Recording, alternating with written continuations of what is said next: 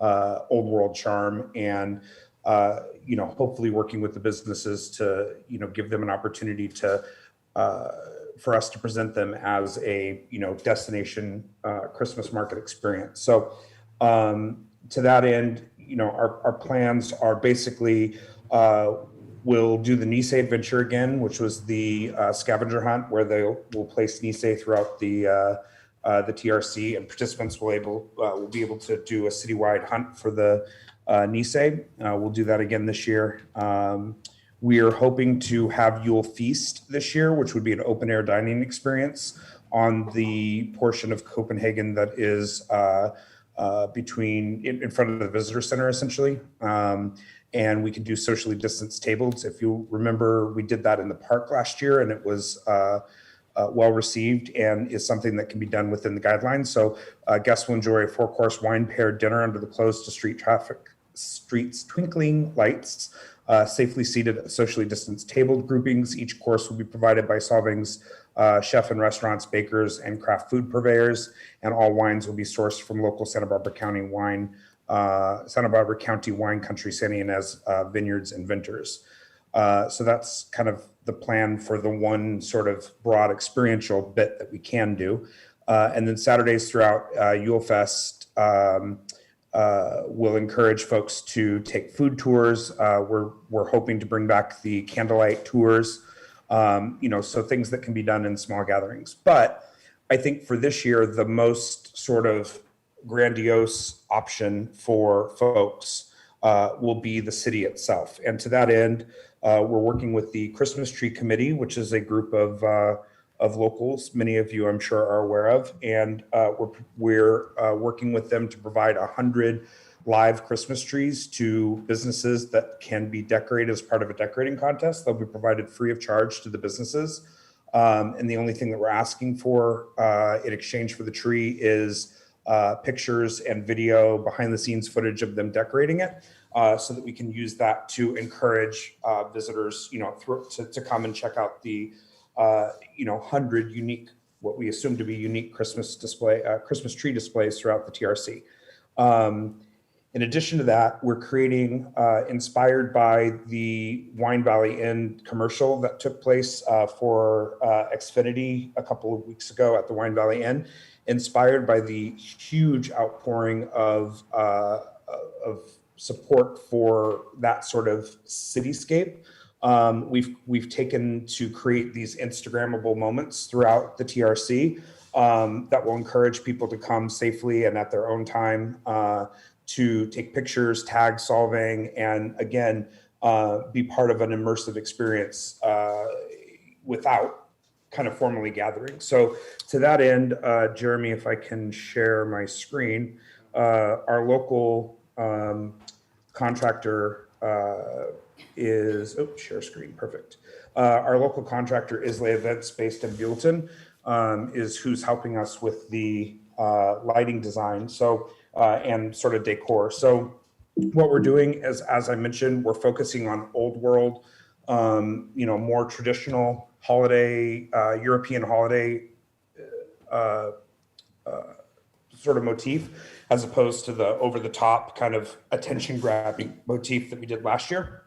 So by no means is this hodgepodge sort of what we're doing, but it's more of a mood board for what kind of drove us in this direction. So this is a rough sketch of one of the Instagram areas, which would be the pergola in the park. So we would create, the toy soldiers and large oversized presents and sort of, large custom-made items. We'd have snow blanket up on the roof so that it looks snowy, and just have a place that people can come and sort of take photos and share their Solvang experience, which we hope will then attract additional tourists, similar to what happened with Cambria's holiday lights, which are not happening this year. This is a sort of colorized version of the rendering or the mock-up that we were talking about. one of the other areas would be over on the visitor center. Again, here you can see on the right sort of the inspiration for what we're thinking on the visitor center.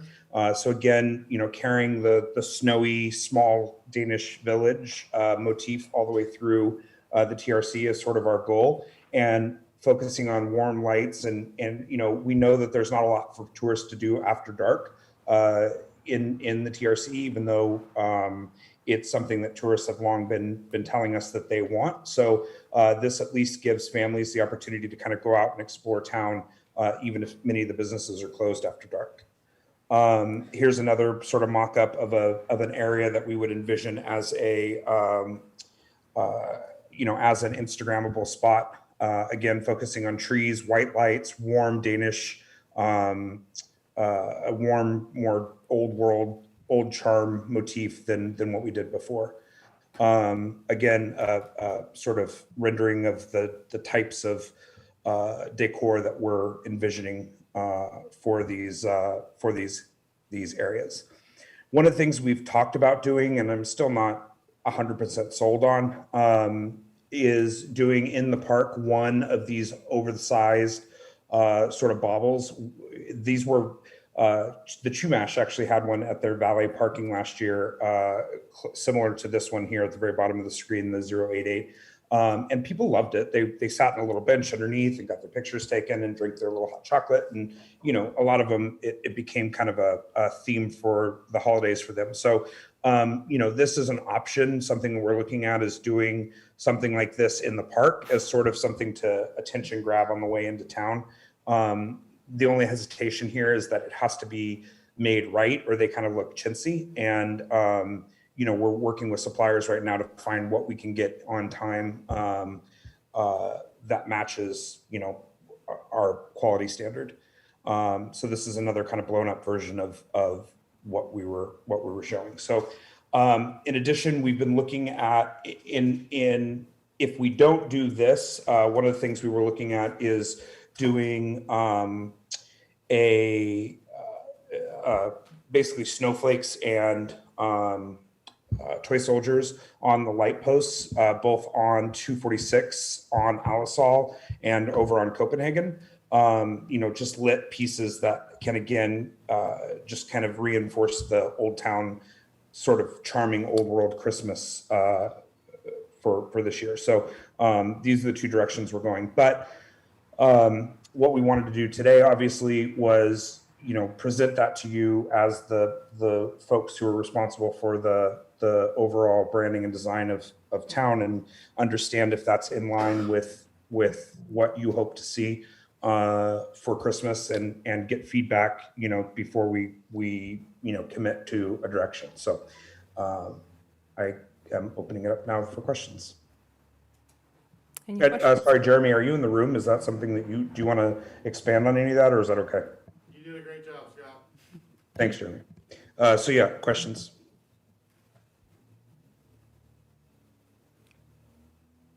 Do you have any questions? Just a thought, and I really like what you proposed. There was. Is your microphone on? Push the little button. There we go. I really liked what you proposed, particularly the old world charm of Solvang. I think it will be very well widely received.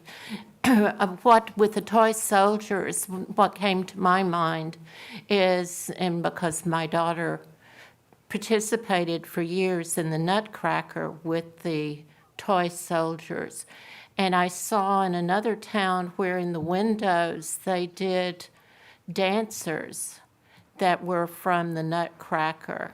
I wondered if we could integrate ballet dancers in the windows.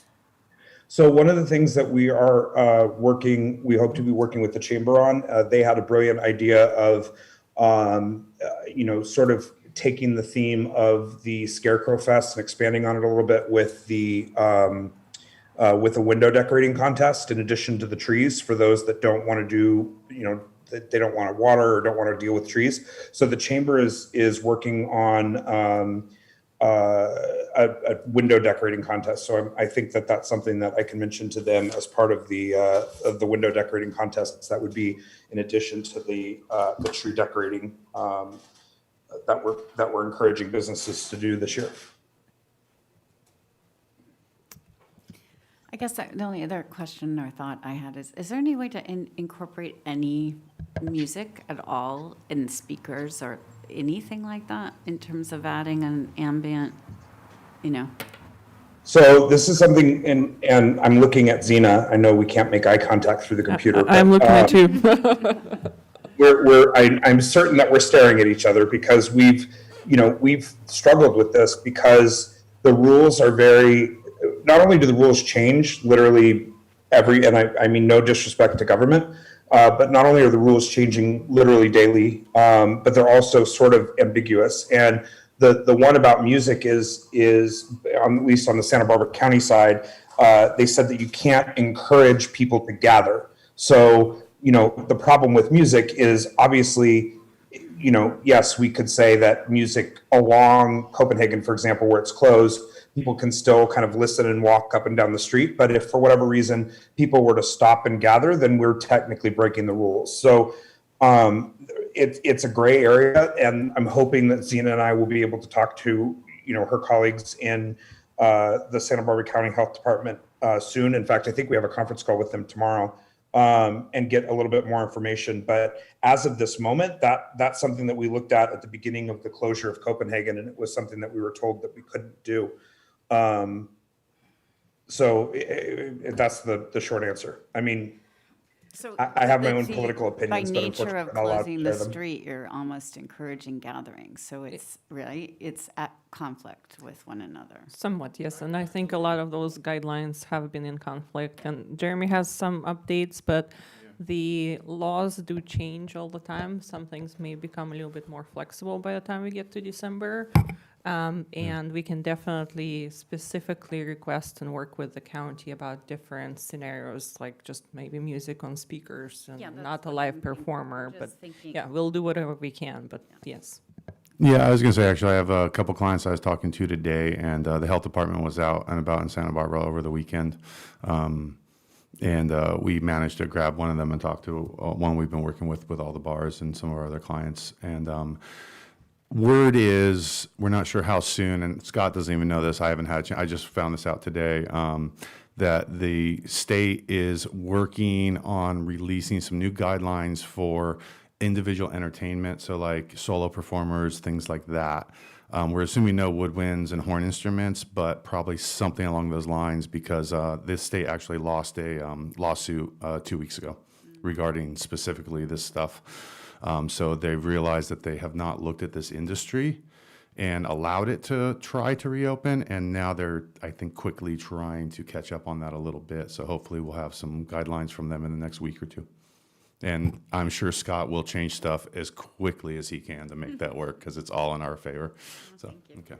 Yeah, and I will say that a couple of really obnoxious event planners based in San Francisco did in fact take the state and the city of San Francisco to court last week, and they were successful in challenging some of the requirements within reason. And from that, the San Francisco Entertainment Commission created a jam permit, or just add music, which, as Jeremy said, doesn't allow singing or woodwinds or whatever, but allows you to have ambient music, as long as you have an ambassador that's encouraging any groups of 6 or more that form to dissipate. So my hunch, and this is a wild ass guess, so take it at face value, my hunch would be that if the state makes a change, as they've been doing from the beginning of the pandemic, they will emulate what San Francisco's done.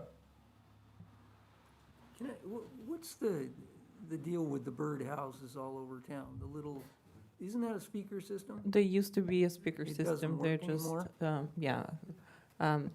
the speakers themselves are very old. I mean, you could potentially, and it's a little bit different than just doing it for ULFest, but you could put new speaker equipment into those birdhouses in the Yeah. future. In the future. Yeah, no, I just wondered, but they don't work at all anymore. No, Okay. Yeah, we spent some money trying to bring them back to life and discovered that we couldn't, so it would have to be a rip and replace. Okay. And then Esther actually had a comment before we started talking. I noticed her trying to wave, so, and Esther is back. There you are. Looks like we have a little bit of connection issue. Esther, can you hear us? No audio yet. Looks, She needs to join with audio. Esther, join with audio. We can't hear you. Can we hold the sign up in front of her, unmute? No, it looks like she's not on audio yet. Oh, connecting. Connected. Hey, Esther. Esther, you're muted now. Just unmute. Okay, my apologies, I'm having connectivity issues here. I missed a little bit of that, but what I wanted to mention was I like a lot of the ideas that IDK has. Couple of comments about the soldiers, because that's kind of a German thing more than a Danish thing. So I'd love to see if we could maybe incorporate some more Danish into the Yule Fest, and I think it wouldn't be a big challenge, maybe having some of the ornaments on the trees reflect that, and you already have that a bit with the red and the white theme.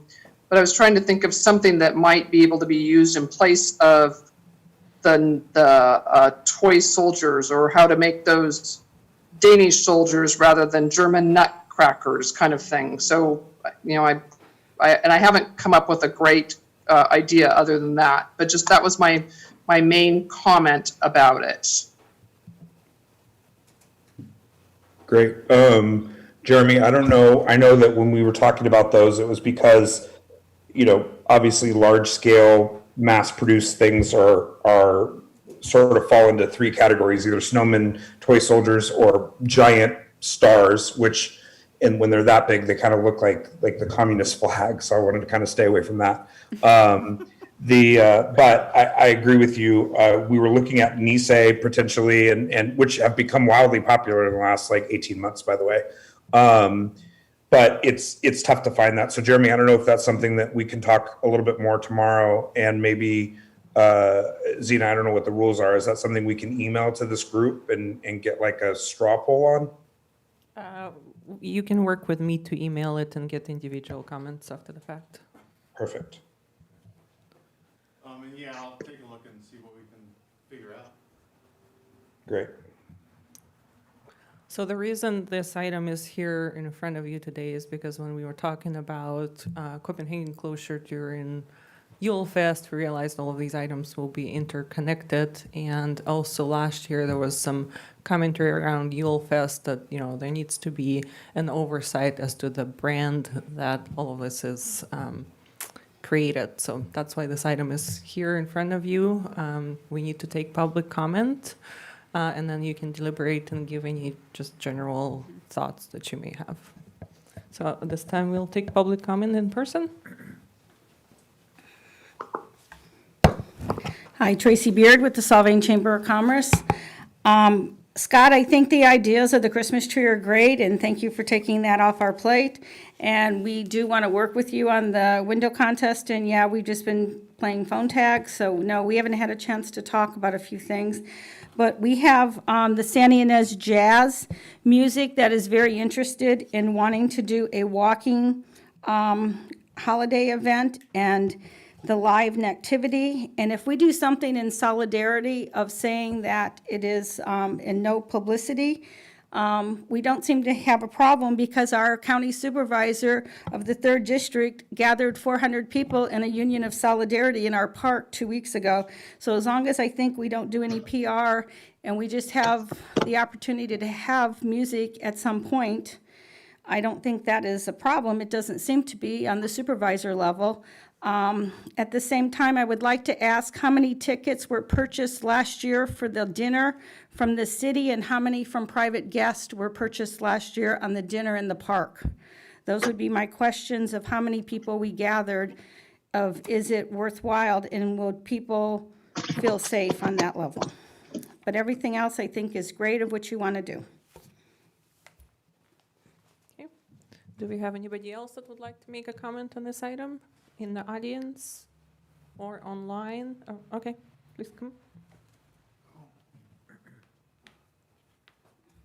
I thought all the design stuff sounded great.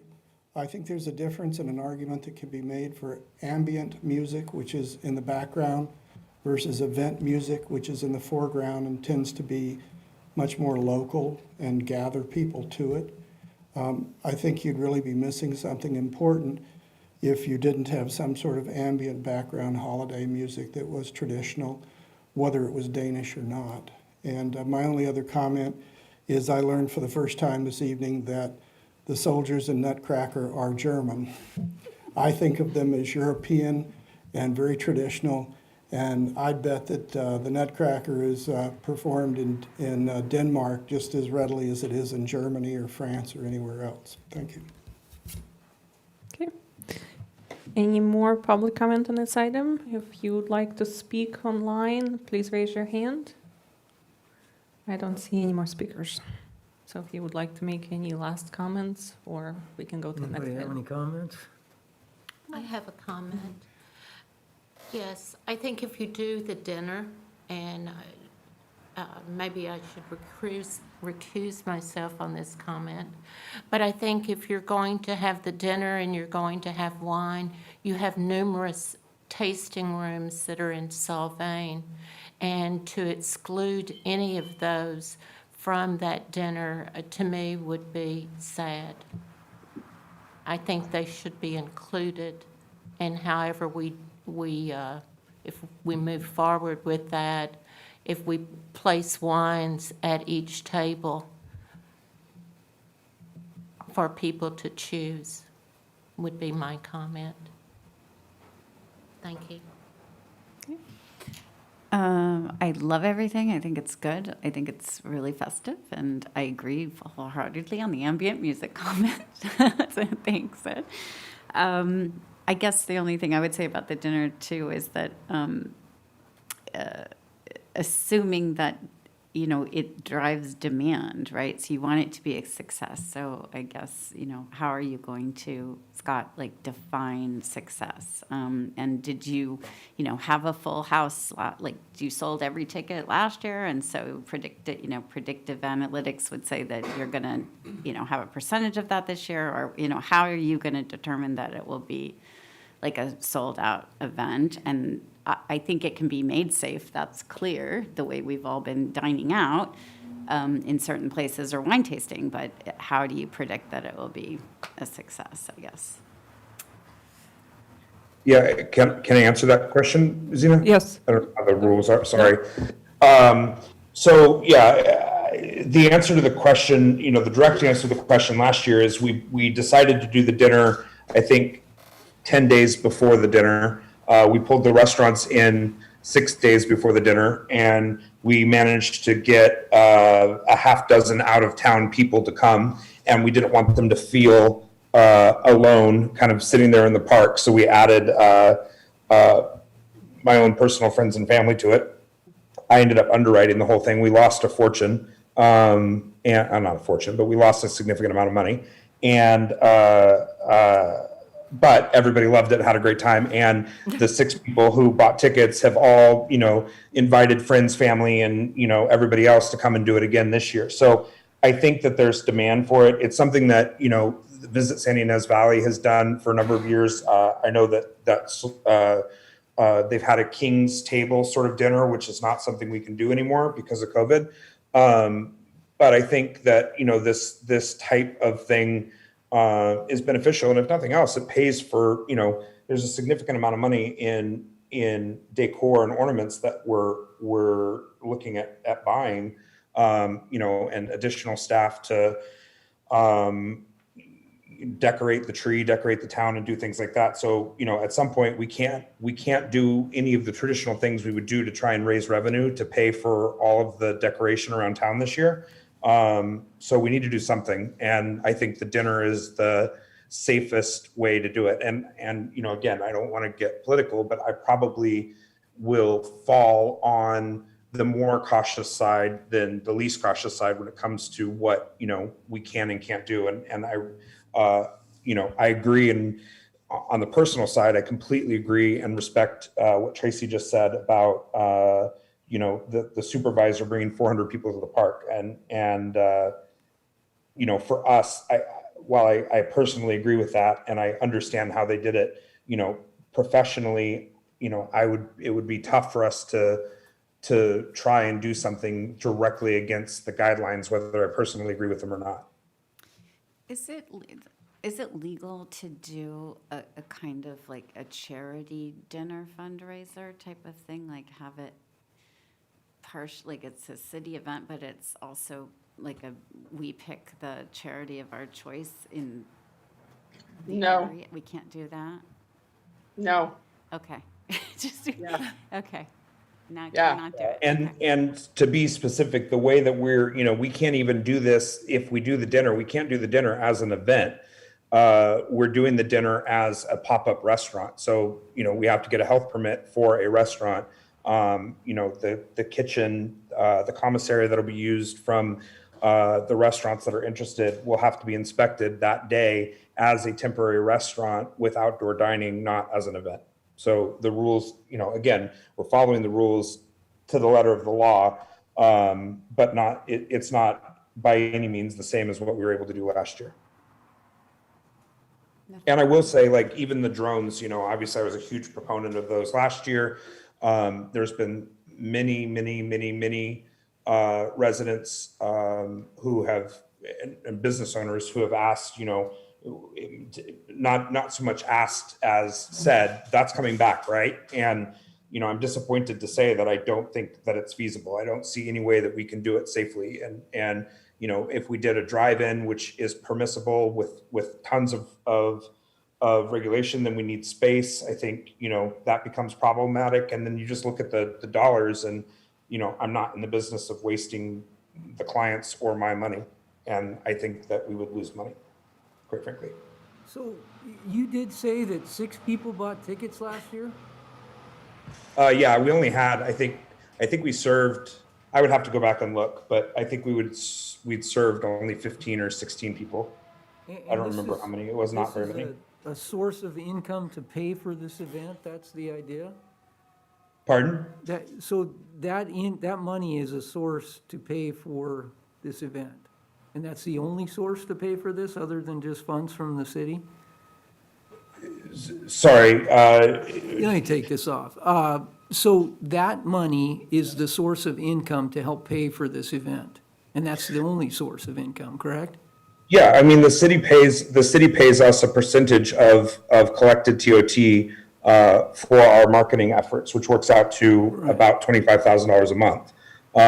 And, this, like, paying for all of the ornaments and the decor and creating all of these other elements would be obviously cost significantly more than that monthly income that we make from the city, which is fine, because at the end of the day, we would get that back eventually by continuing to drive people to Solvang and continue to keep people top of mind in Solvang. But, in the short term, it would be far better if we were able to pay for that with additional funds, pay for all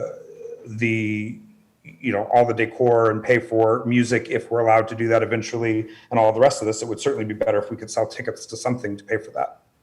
It seems, Maybe it's a timing, maybe it should be a lunch, not a dinner. Maybe it's a matter of time, of day, since everything else is closed at night, that maybe it feels like you're out in the middle of nowhere in the dark, well, it just seems like if you're trying to help the city, maybe it should coincide with some sort of restaurant week or restaurant Yeah. night where all the restaurants in town give some sort of deal and it drives more business to them than, a restaurant in the street that doesn't seem to draw that many people. It just seems like it doesn't seem like that great a promotion to me. It's maybe assisting one chef or one restaurant, but if they were to coincide with something that drives business to everybody, to get And what we- more people down there to experience Jewel Fest. Yeah, and what we did last year, just so you know, is we did ask most of the restaurants, and 4 wished to participate, so 4 did. And then we actually had like the Spice Merchant, they wanted to participate and weren't really sure how, so we did like a little. Esther is going to kill me because I'm not even going to try. I would butcher the name of it, but there was this mulled wine spice that we created in these little tiny tins that everybody got on their plate when they sat down. And then we did buy the wine from a couple of different local businesses. So in the end, again, the goal was obviously larger than it was, but last year I think we supported 8 different businesses. I would have to go back and look for sure, but again, that was last year's plan. I love the idea of, a restaurant week type of promotion instead. And I'm happy, I think the dinner was the dinner is probably the least expensive and easiest to execute of everything that we're talking about right now. So I think for us, understanding what your requirements or what you'd be looking for on the decor side are probably the most important. I have a comment. Why could you not sell tickets to a wine walk with a dinner that was inclusive? The wine merchants were not interested in a wine walk this year. We asked. I was. The majority of the wine merchants were not interested in the wine walk this year. There were only 2 that were in favor. So once again, we're kind of talking here about the field, the design, the brand of this event. All of this will eventually be communicated by IDK to the council, and they will be working on the final solution. Yeah, I'm fine with the look. I think you did a good job, and I don't have any comments other than that. Agreed. No other comments on the decor? Yes. I have a question. My question is about the trees. Love having all the colored trees around the little lit trees around town. How does that impact traffic flow with, what's the plan with the placement? I hope that's being considered with 100 trees in the area. That's my main concern. And as far as the events, I think that's kind of outside the purview of our committee, and good luck. Yeah, so to answer your question about the trees, and Tracy's correct that we've been playing phone tag a bit the last couple of days. There is a group that calls themselves the Christmas Tree Committee that has been doing this for a number of years. And for us, all we wanted to do is provide the trees and make sure that we were getting back photos, and in exchange for the trees, we're getting back photos and content, usable content throughout the month of December that we can use to promote town. And within the actual logistics of distributing the trees, stands, lights, all of that is being dealt with by the Christmas Tree Committee, which I'm sure Tracy, because I think this is something that the Chamber's been heavily involved in for a number of years, I'm sure Tracy could provide additional detail on the logistics of it. But for us, we're just providing the trees and asking for the photos back. Okay. Thank you. No problem. I hope that answered your question, Esther. If there is Yes. no further comments, there is no action required on this. Okay. We can go to item number, what is now 2B, which is the design guidelines for Copenhagen Drive closure and businesses operating outdoors with an encroachment permit in the tourism-related commercial district. So the background on this, as you would recall, you had first looked at specific guidelines for the 2 blocks of closure for Copenhagen Drive.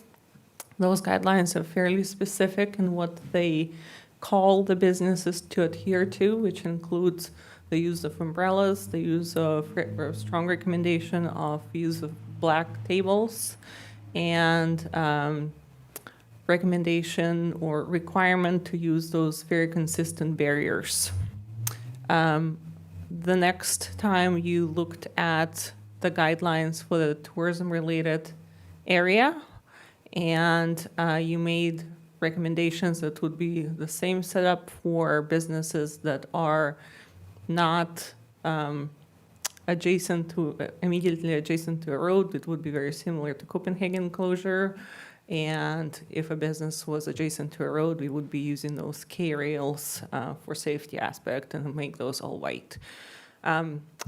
The council originally approved the recommendation for the Copenhagen street closure, but when the larger tourism-related TRC district recommendations were brought to them, they directed staff to go back and be in contact with businesses and have additional conversations with businesses, and to bring this item back to, we're getting some noise from somebody, to bring it back to the Branding and Design Committee to see if there's any changes that you would like to see in terms of your recommendations to go back for final approval to the council. My plan is to have it, or actually it's already on the agenda for the upcoming Monday, November 9th. We are dealing with a fairly short implementation time frame here because we really want to have all of this set up along with the Yule Fest set up before the holidays, so essentially before Thanksgiving. So I had a meeting with the businesses that are directly impacted by these guidelines, and Scott and Tracy from the chamber were there as well.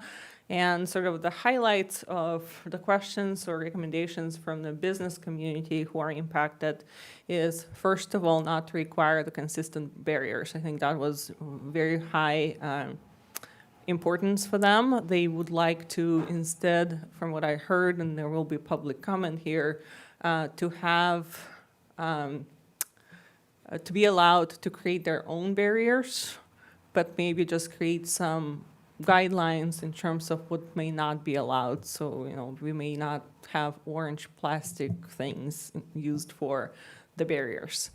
They also don't like the idea of being required to use umbrellas. There was a lot of logistics brought up stating that umbrellas are not safe in the wind conditions, and that with winter months coming up, they actually would rather keep the parklets. Everybody agreed that the tents should go, but maybe the parklets should be situated more to accommodate the businesses. And as part of keeping parklets, it would be more work. We could require the businesses to do it, but if you lower the length of the legs a little bit, they would be a little bit lower to the ground and provide a little bit better shade. But once again, timing and everything that we're dealing with. So that's why we're here today. And if you would like to ask any questions at this point, then we have a number of people here, I think, that would like to make public comment on this item, both online and in person, and then you can deliberate and make whatever comments you would like me to take to the council on Monday. So if you have any questions, or we can just go to public comment. I think go to public comment. Okay, so let's go to public comment. Do we have anybody here in person that would like to speak on this item? Please come up one by one. Hello, I'm Jeff from the Solvang restaurant. And after going and reviewing the plan, I've changed everything. I bought all new tables, chairs, umbrellas. But the only problem I'm having is with the plastic hedge that looks like breakfast at Tiffany's. And I feel that we should be individual, and we're not going, or I'm not going to put anything out there that is cheap looking, because I take a lot of pride in my restaurant. And the parklets are perfect for the holidays, because I do my side of the street. I've taken it upon myself with Brigitte from the Iron Art to run snowflakes down the whole side of the street. And I think with the parklets, I can do the snowflakes all the way around. And if we know they're going to stay, we can decorate them as opposed to you taking them away. Because it's rainy season, and we can put canvas on top to for those that want to still sit outside. But I really would like to do a different barrier because my cost, just for the barriers, will be over $3,000, and I've already spent $2,500 on tables, chairs, and umbrellas. So that's what I would like. And one more thing about Copenhagen that you can address are the soldier boxes that used to be telephone booths.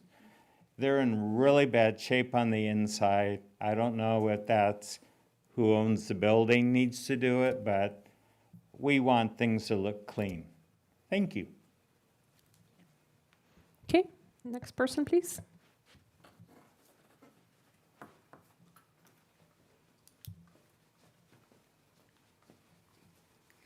Hello, Tracy Beard from the Solvang Chamber again.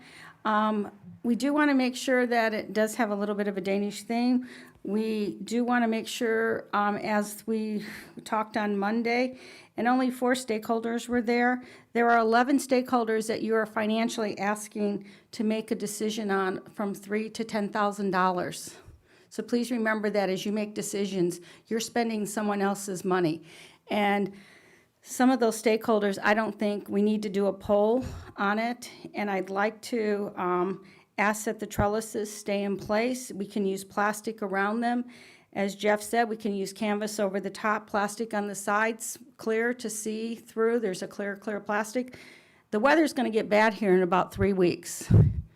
And our restaurants are gonna suffer as soon as it rains. And we had a rainy season last year into November and early December, if you do remember. So that is something that I ask that you look at. 7 of the trellises are not being used at this time, and we ask that you put them in front of the wineries that have not been able to move those themselves, and they don't even know if they can move them because they're across at retail spaces. There's 3 on the, what we want to call the west side of town, and there's 3 on the east side of town on our retail spaces that aren't being used, so I ask that you do that. And because 2 of our people couldn't speak tonight because the change in on the agenda, so they did leave. So I do speak, I think about for half of the businesses that have not been able, the stakeholders that you're asking to spend money, and maybe you might want to consider tabling this for a few weeks and that, because as we do know, there is a new council coming in place, so you might want to table this, and we might want to have the best Christmas we can have with Scott doing the most amazing job that he's done every year with Christmas, and he did a great job last year, so thank you. Do we have any more public comment in person? Do we have anybody online that would like to speak? Raise your hand. I see iPhone. I think that's Lucas and Llewellyn. There you go. Please go ahead. Yeah. Do you hear me, Xenia? Yes. Hi, it's Andrew Moore from Lucas and Llewellyn and Takata. Just to echo what Jeff and Tracy said, we would really like to keep the parklets, and I think it was Xenia said to maybe shorten them a little bit, maybe a foot or 18 inches lower to the ground to get more shade. And easily coverable for the rainy season. It's supposed to rain this weekend, and talking to my staff today about how we're going to deal with that. It's not going to be a lot, but it's just going to be wet. We are quite strongly opposed to the idea of umbrellas. We don't feel it's safe given the wind conditions. We're having glasses blown off the table in the last 2 or 3 weeks, so umbrellas are going to be taking off. I just don't think that's viable. As far as the barriers are concerned, I would echo what Jeff said. We think the wine barrels that we have and other wineries have are kind of business appropriate, and we can, dress that up with plants and what have you, and make it look better. But we would like to see, as Tracy said, some of those other parklets moved. We could use another 2. And Scott did mention at the meeting on, whenever it was, Monday, that perhaps we could build a few more if necessary. So that's where we're coming from. Thank you. Thank you. Anybody else would like to make a public comment online? Please raise your hand. Let's see, Amanda, Philip. Anybody else would like to speak? Amanda, go ahead. Hi, I'm also in favor of keeping the barrels and the parklets due to the weather. And can you And I please, think that all of Scott's ideas look great, specifically with the over-the-top lighting, since the Cambria Christmas market isn't happening. I think that's very marketable with social media and stuff, which is very important. thank you. And Amanda, could you please state your full name and who you're representing? Amanda Marsh, and I own Cali Love Wine on Copenhagen. Thank you. Anybody else online would like to make a comment? Please raise your hand. Unless if Philip Grant, doesn't look like anybody else is raising their hand. That concludes public comment.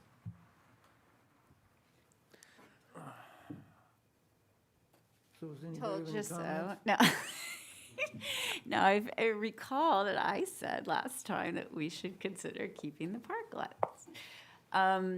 Because I think they're practical, right? And we said they don't look Danish. But if the businesses see value in them, and again, it's temporary. I've been thinking a lot about this because it's temporary. And I think Tracy made a really good point that the new council is going to have potentially a completely different view of the world. So why should we tell the current businesses to change anything right now in the middle of a changeover? So I am fully supportive of not making any decisions because I just don't think it's fair, frankly. And while I respect the goal, it just feels like it's not fair to the businesses to sort of make statements that then could be retracted in a matter of time. I'd like to chime in on that too, if I could. I echo what you say as far as our roles and responsibilities and really kind of a lack of clarity about what those actually are. There's also issues with establishing compliance and maintenance of all these areas. And those are things that are outside of our, kind of purview. And with all the changes that are certain to come and the changes in leadership being the key here, I think that mandating new guidelines of a big degree of expense or even a small degree are inappropriate at this time. I would, however, like to encourage the council and maybe this committee to advocate for the expedited removal of the pop-ups that really are such a visual blockade for the businesses on the other side of them and really do detract from the look of town. And also a consideration of, as we spoke of, about the sign ordinance and kind of sticking with the not utilizing an emergency ordinance to allow signs everywhere.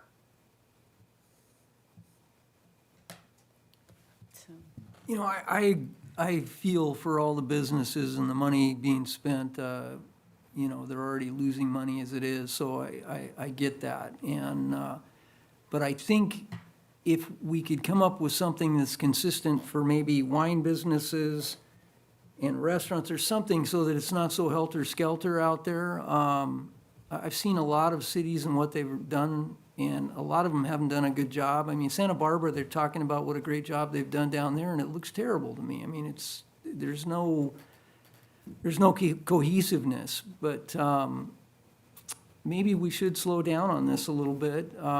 The parklets have bugged me from day one. I mean, as an architect, I look at those things, and if you cover them up and you put a lid on them and you start putting sides on them, they become a structure that the wind will move. And so they have to be anchored to the ground, and somebody has to really look at it.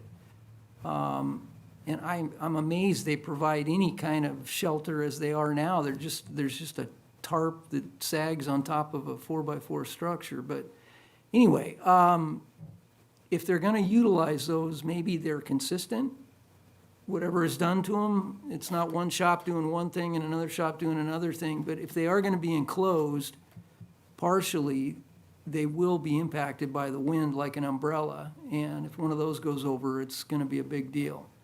So, but yeah, maybe we should slow down. A lot of change is coming, and,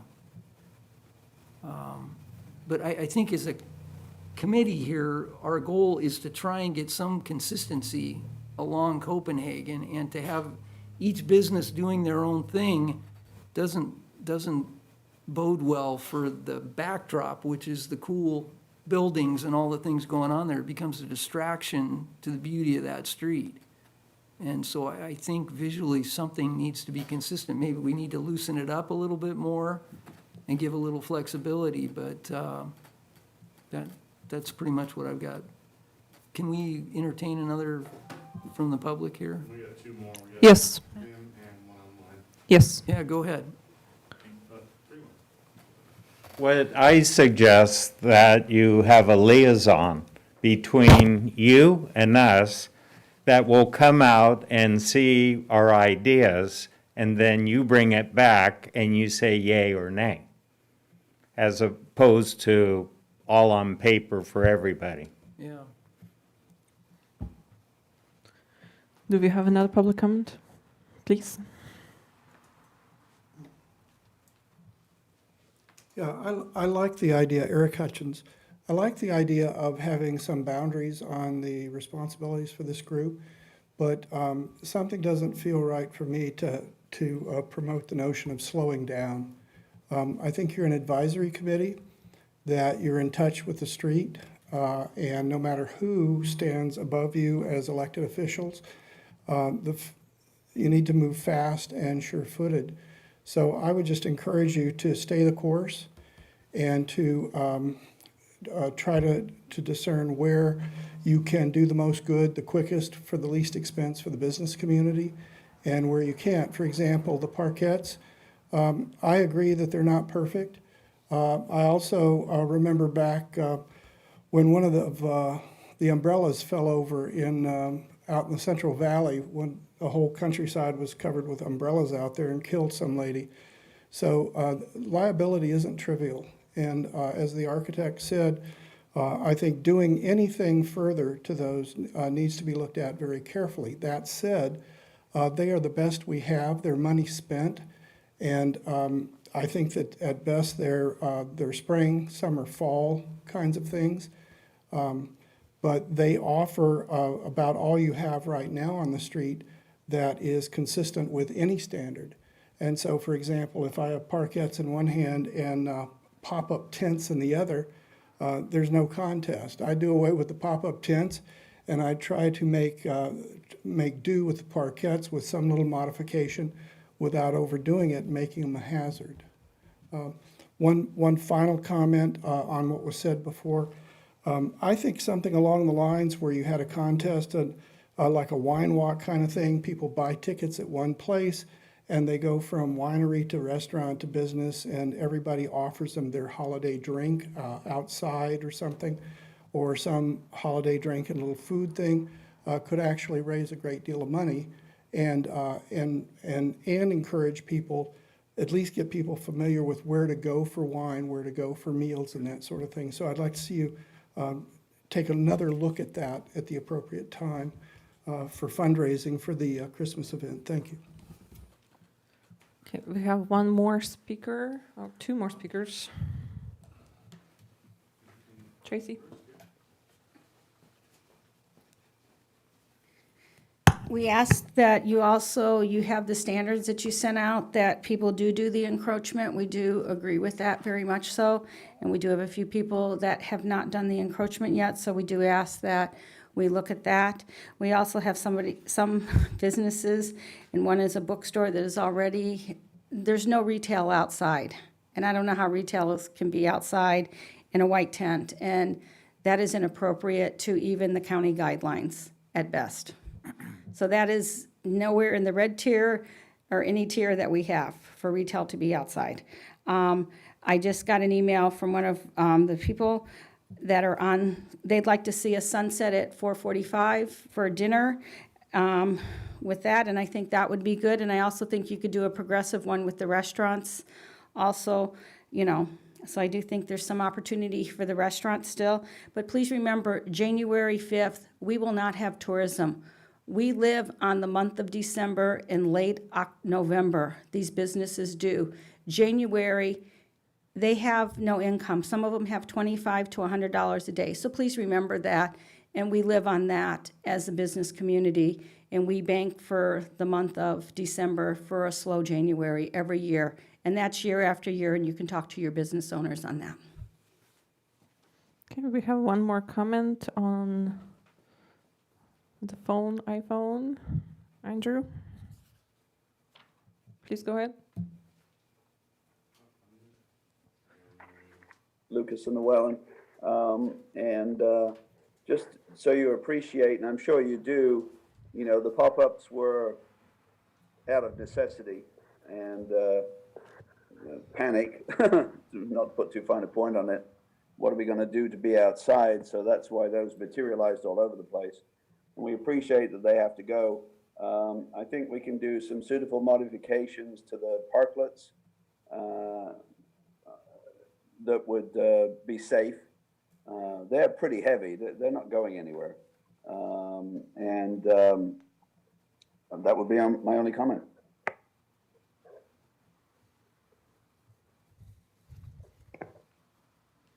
Okay.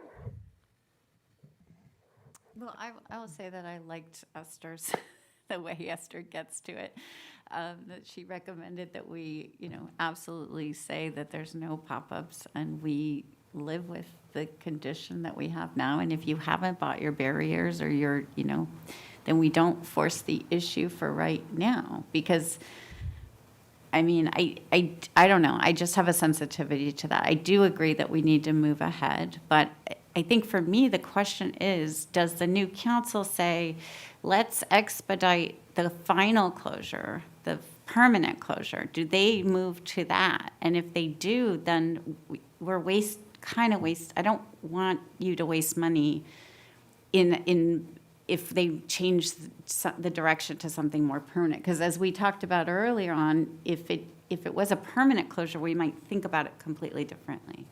So I just don't want to, I don't know, that's my concern.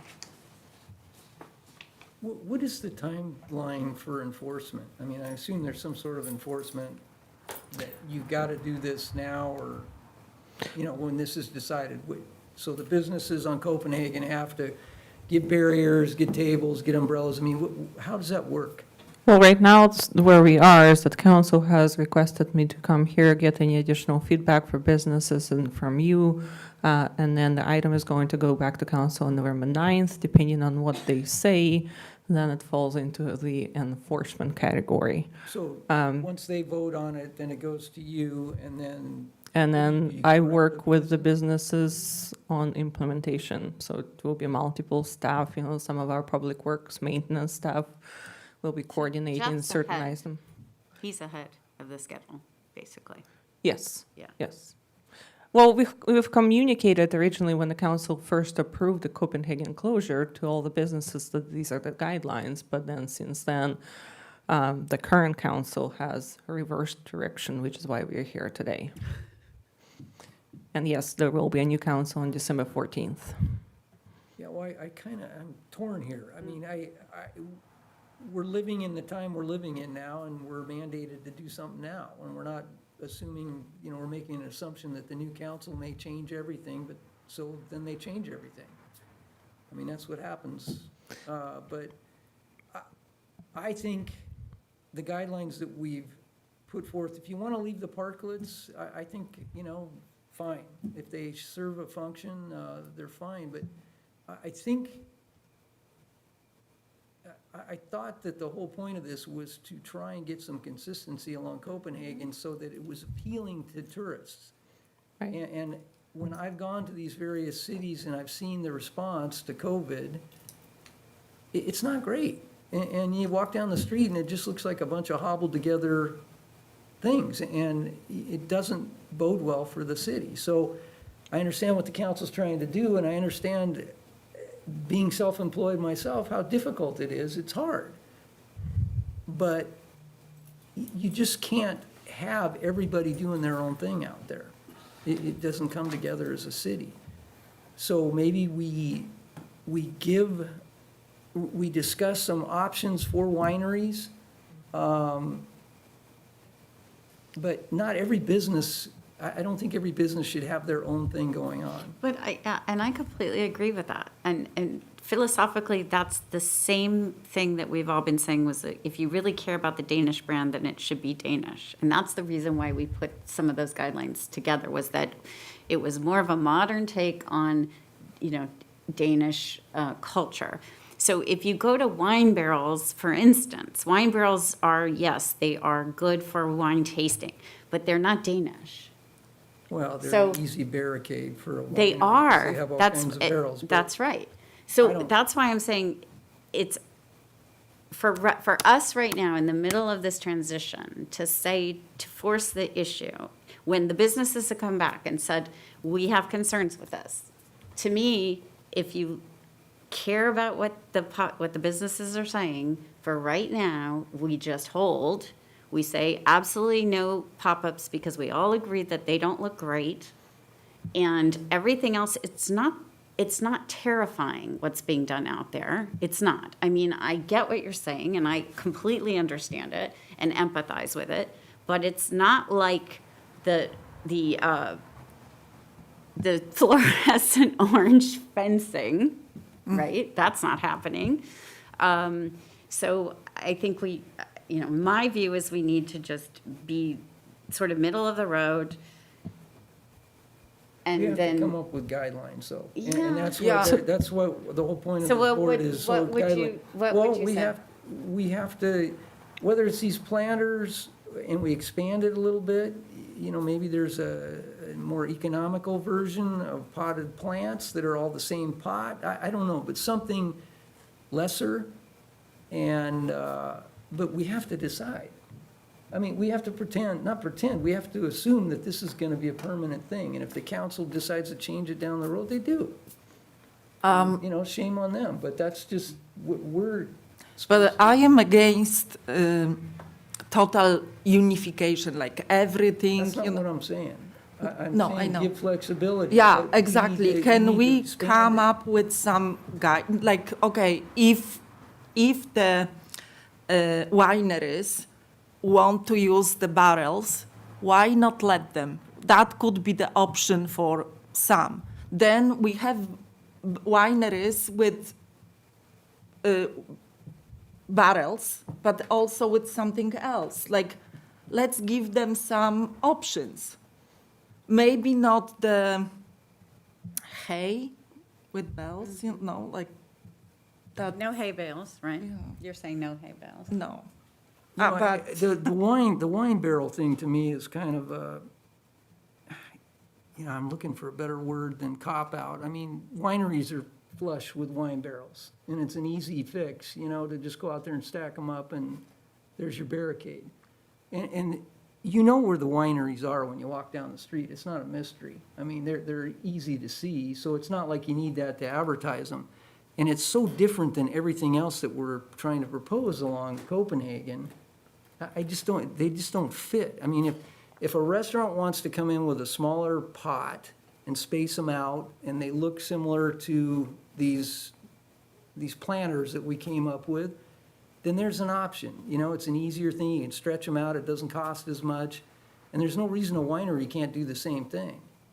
I don't think they need the barrel to advertise their business. I mean, it just seems like it's almost like a billboard that, oh, here's a winery, there's some barrels. And they don't fit with anything else that we're trying to do. And we're trying to,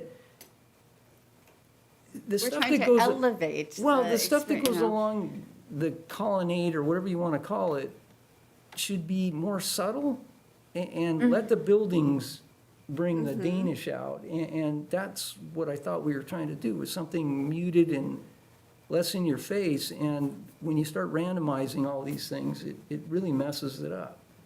So, maybe we can add some things that are less expensive, that this restaurant doesn't have to put out 3,000 for barricades? I mean, that's crazy. Well, what happened to if you're opposed to the barrels, initially there were the parkettes with picket fence. And you have the picket fence that's I been. think it looks terrible. Well, you have the picket fence at the Copenhagen House. Is that Danish? Well, that's not part of this, that's not approved in this new.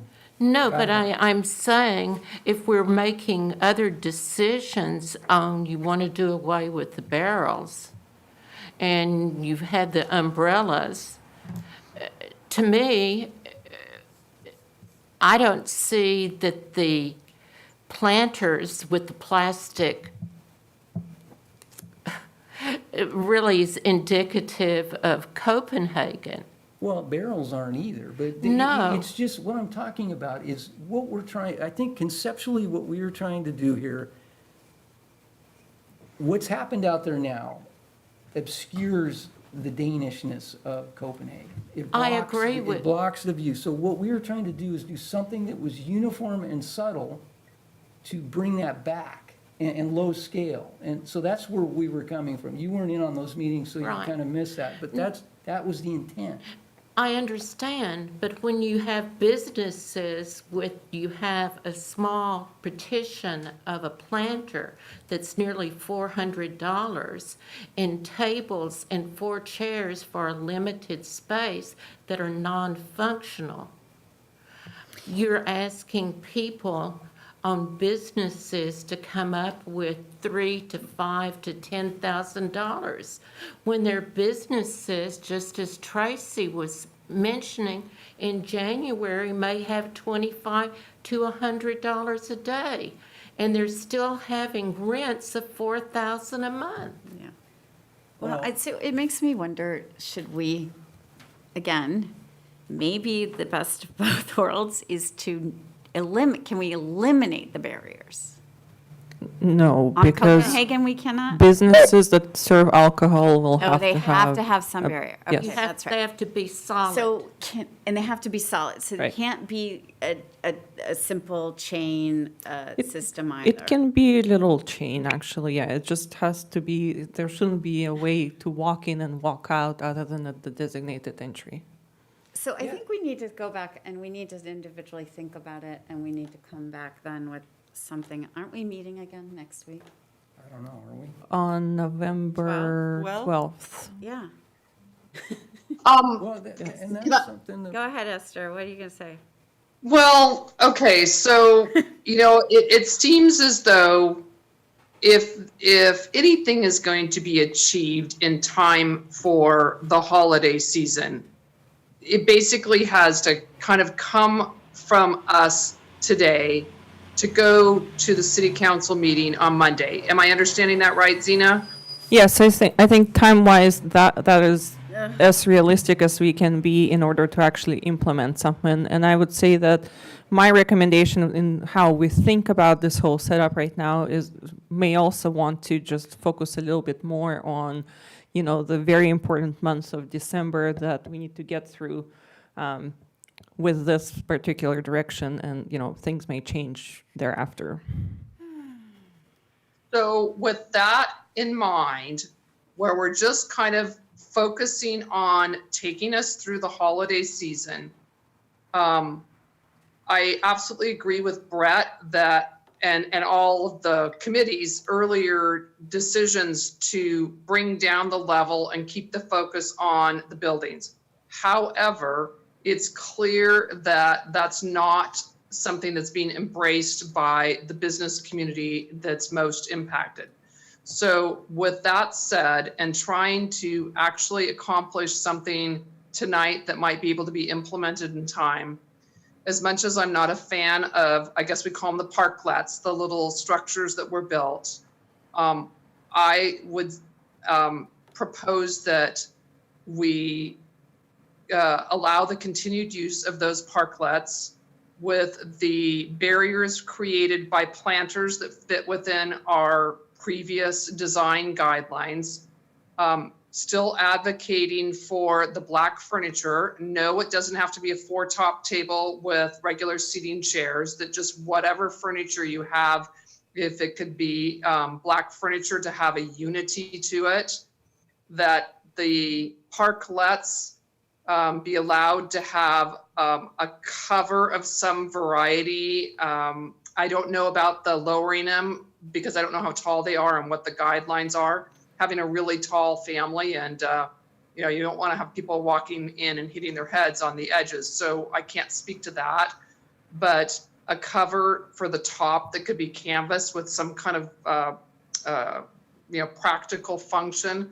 Wrapping them in plastic, I'm not an advocate of. Yeah, it's going to rain and I don't have an answer other than let's go for the orange tier to allow more seating inside. I wish there was time to take up Eric's suggestion. I think he had great suggestions in that there are best practices and guidelines needed. We put that together, but it seems as though that's not being, it's not practical for the community as we did it.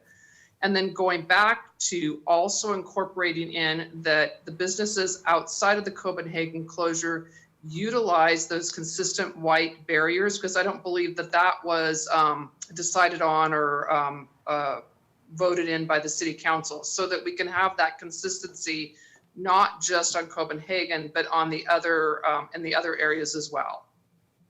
And to Jennifer's suggestion, I think, or whoever it was, that the existing little parklets be moved where they're most needed. They don't have to sit in front of a retail space since they're not going to ever have anything out there. And there can still be a chair and table that the city provides out there, but doesn't have to have that cover.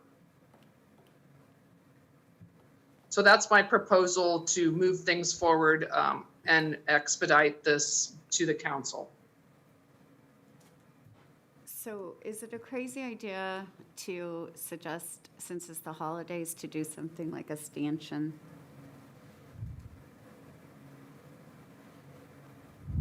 A stanchion where?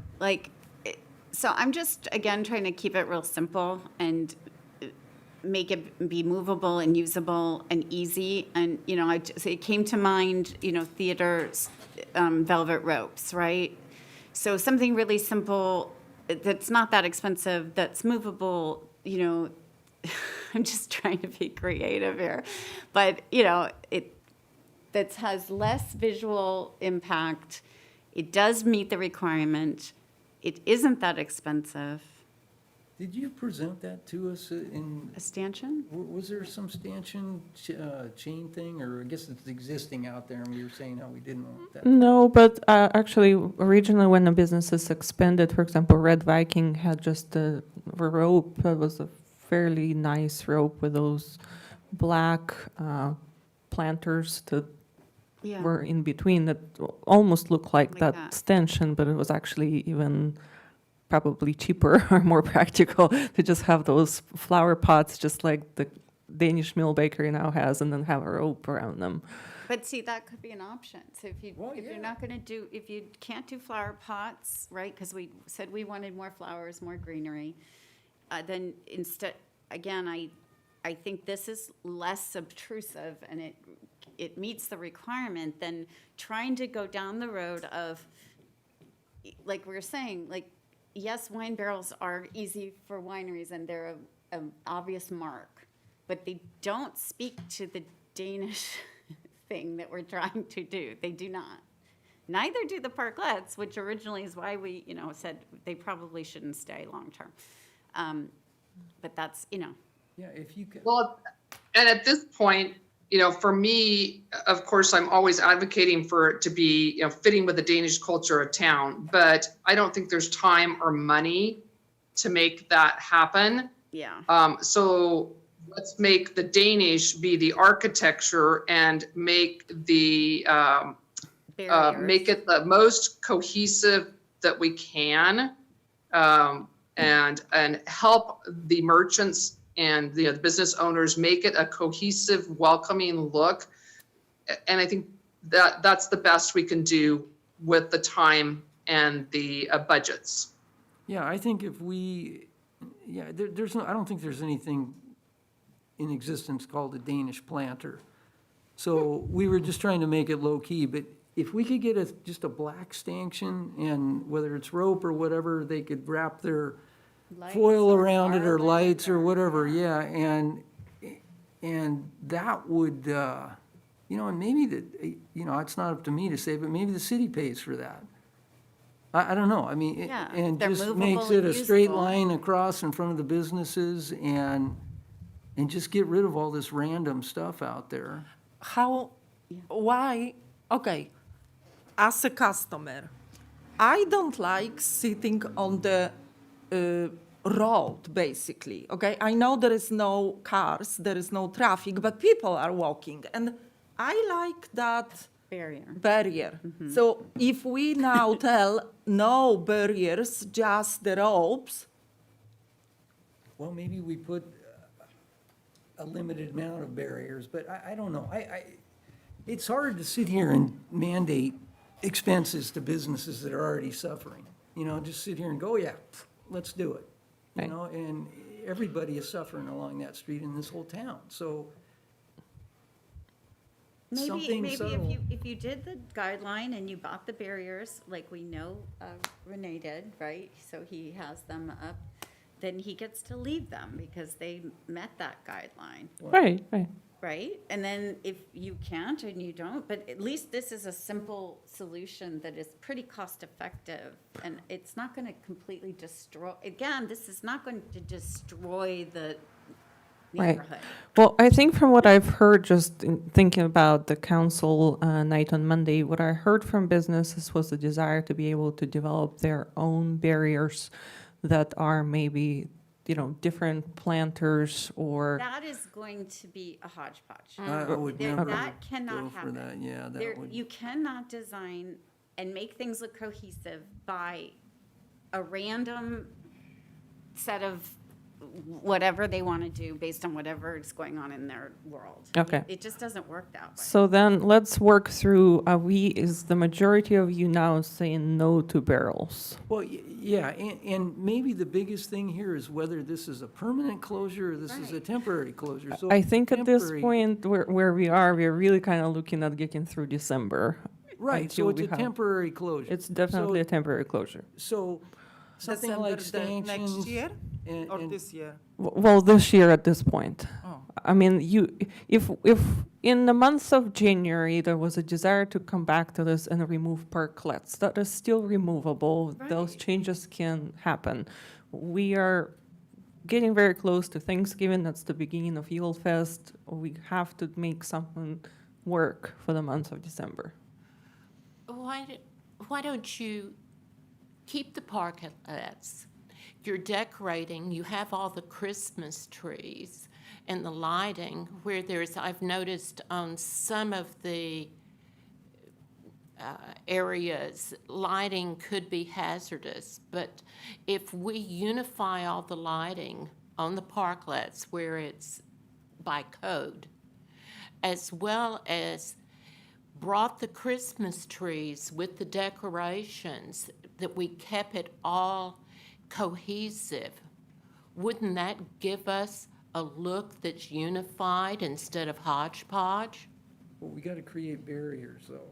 Yes, but even if you do what you're saying and you have the Christmas trees even on the outside that's anchored to the parkettes. I've had Christmas trees and I've seen on Copenhagen, they just fall without any anchoring. They could be anchored and decorated as going down Copenhagen. Oh, God, we're going way far afield here. I need to say something. You guys need to remember the ABC guidelines first and foremost, please. This does not meet ABC guidelines. It has to be totally enclosed, and Jennifer can tell you that. ABC must have a fence or something around it that those wine glasses and those wine, bottles can't walk out. They have to be actually gone around. So please remember that. I think this is wonderful. It's the cost, but the ABC, you got to talk about that as you're talking. That's why the wineries are set up that way, okay? Well, So can I make a comment about the ABC? I had spoken with our representative from the ABC who licenses and inspects everybody for Solvang, and he did specifically say that a consistent rope would be sufficient for the compliance with ABC. Because of COVID, right? No, Yeah. well, you have to be able to close off the area where alcohol is served outside, and it's done with stanchions and ropes all the time. Right. So that's legal. You don't have to have a solid barrier or anything like that, but I just think we need to simplify this, especially because of time Yes. and the expense, and I think that the city should just put up a simple stanchion and rope, and if somebody wants to invest in some of these planter barricades, put them in there, but nothing else. It just makes it chaotic, and it just doesn't look right. So, What if you go back and rent fencing just till December? but then what do you do after that? I mean, this isn't just we're trying to solve the problem going forward, so it's more. I understand, but I thought part of the comment was that this could be just through December. Well, we don't know that, but I think our focus right now needs to be through December. So to me, when we think about parklets, yes, is there, a different use for them during the Yule Fest and all of the decorating? And maybe that changes down the line, but it's already there, so we don't have to install anything. We can always remove down the line. The fences were actually costing IDK and then the city some $7,000, I forget, a month, which was fairly expensive for leasing those. So I would not recommend going back to that. So if we can just do the barriers and the ropes. Well, why don't we why don't we say that we'll keep the parklets and. And move them where they're. Yeah, move them wherever they're appropriate. And if they are covered or partially enclosed, that it be the same for all. It's not really up to us to say they get anchored. That's up to the building department to deal with. But, and then that we come up with a simple stanchion and rope.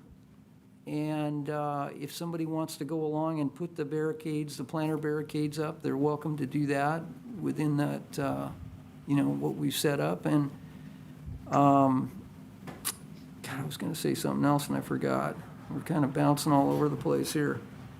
The umbrellas. Is it an absolute necessity if somebody doesn't want to put umbrellas at their tables? They don't need to, right? No. Yeah. I mean, so. No, they don't have. And there's ways to anchor umbrellas, so I understand the wind blows them, but if they don't want to put an umbrella up, they don't have to. And if these parklets are gonna become partial enclosures, then fine. But simplify it, so that, and the other part of it is that the businesses should not be allowed to do their own thing. They've got to coordinate, so it looks the same around town. That's what I. Brett, I think that I wanted to just be clear, so, because I've kind of lost track. Are we saying no parklets? Like, that's what we're calling the little structures? Are we saying yes to the shade Yes. structures? Yes to the parklets, because it seems as though the businesses have a productive use for them. Right. I concur, and I liked Jennifer's suggestion about having a consistency so that if they're decorating them, let's have everybody have little white lights that are the Danish white lights on them. And, that will give it a consistency. I still advocate for the black planters and or Christmas trees as the barriers and anchors in the spaces as needed. And restaurants don't have to have the same, enclosures. And I guess if that if they can't use those options or need more than a rope, but I would kind of dissuade the use of that kind of rope barrier because that looks so temporary and reachable to me. It seems like it's more private. So, it seems as though that would be something that the merchants and business owners can live with and work with, and we could advocate for tonight. So, just Again, do you need best practices and guidelines? But could we just maybe take, maybe I could make a motion so we could, go from there.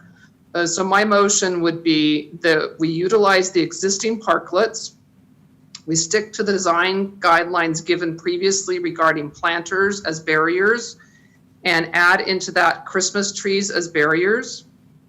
Add that Christmas lights be the Danish white lights, and that the areas outside of the Copenhagen closure adopt the white light decorations and the white barricades, and throw in one more thing, and that is to remove the existing pop-ups in the area.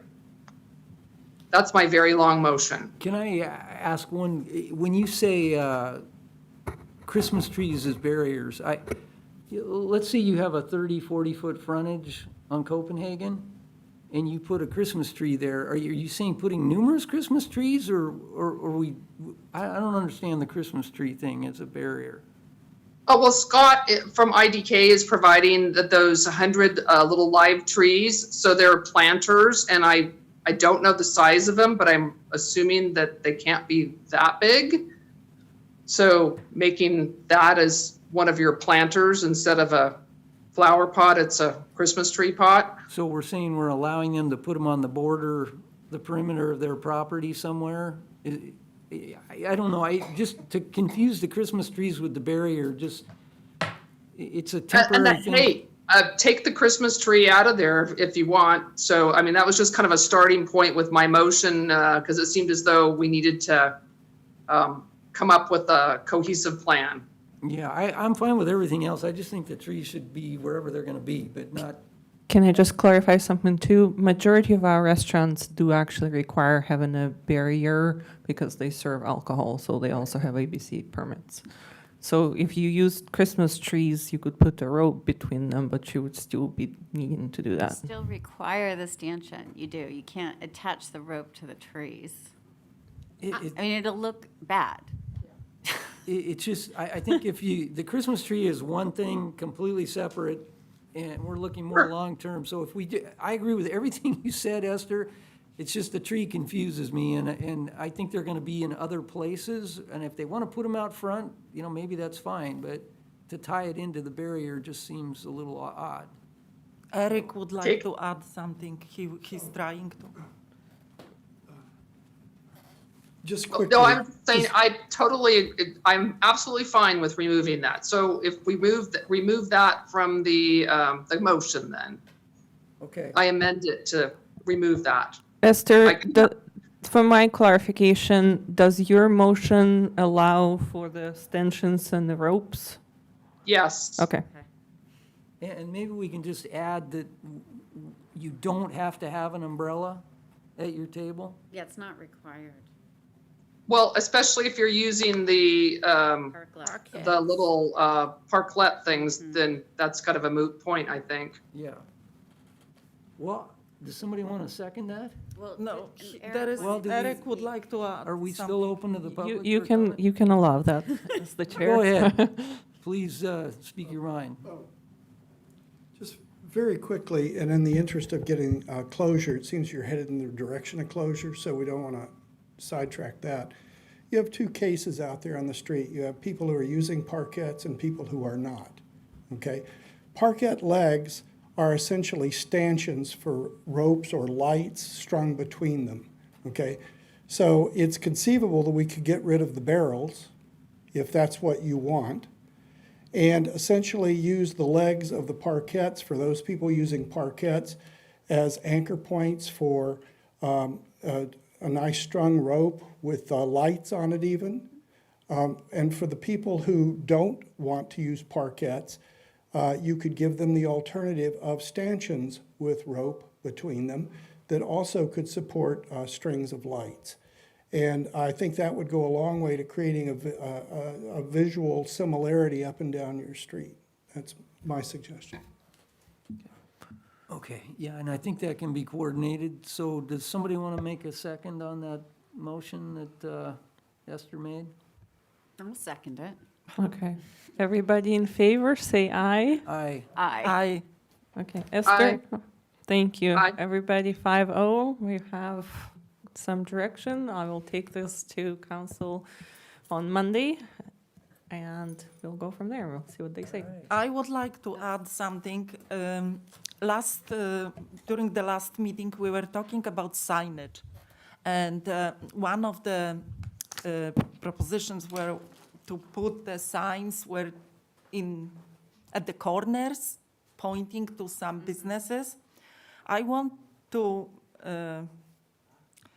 go farther. And I was thinking about map of the like all the businesses in yes, map of the village. So I was in Salt Lake City last year, and they had a like downtown map, and it was very useful. Yes, because I am losing. I am easily distracted. I mean, lost in the town. So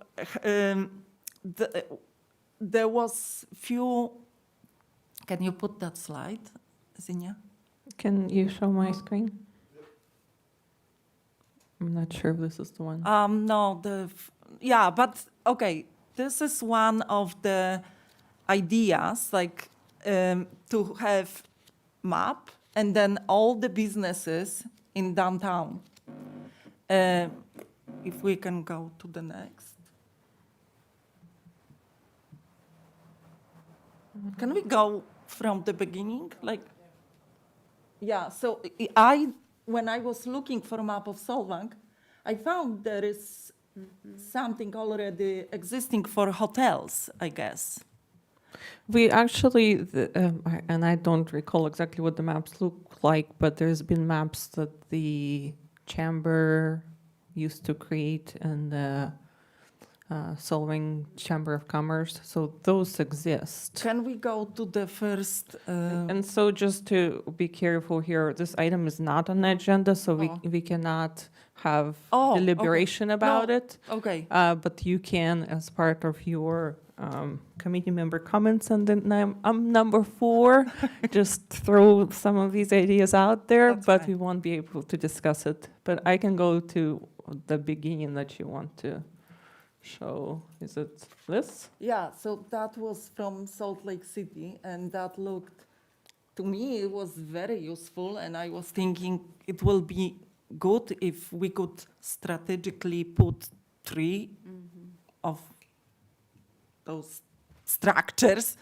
in the downtown, and Okay. yeah, okay. Thank you. Does anybody else have any additional comments from just you as a committee member? No? Okay. No. Okay. I have a question, Zena. I believe it is next week that the lights, the overhead lights are being installed. Am I correct in understanding that? We have the lights for the top of the Copenhagen flying from China. We are hoping they will arrive next week or the week after, and it will take about a week for staff to install them. Wow. So basically, they're going to be kind of the launch of Yule Fest is going to be the installation of the lights and getting those up. Exactly, yes. Well, I mean, if they're going to be delayed, that's, kind of is a good way of kicking it off. Right. No further comments from me tonight. Thank you. Is there going to be some, the Brown Act training, or did you had any conversation about that? I have the documents. Oh, okay, all right.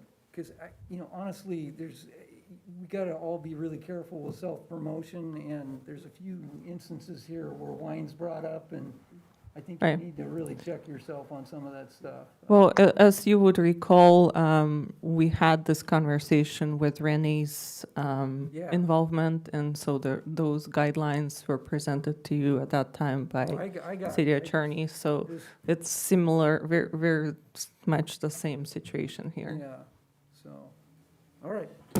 Okay, and adjourned. Adjourn the meeting. Thank you. Thank you. Thank you. Bye-bye.